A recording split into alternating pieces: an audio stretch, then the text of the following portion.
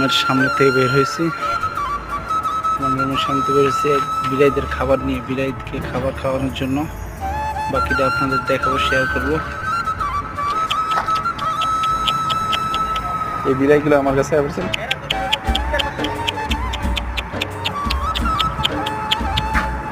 আমি ভিডিও করি, আপনি বললেন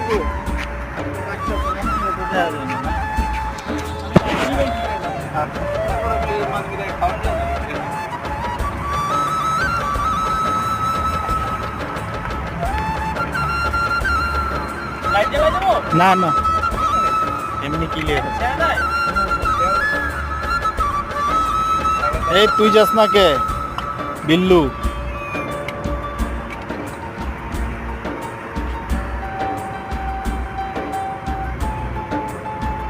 এই হচ্ছে আমার ভাই, পশুর প্রতি অনেক মায়া তার।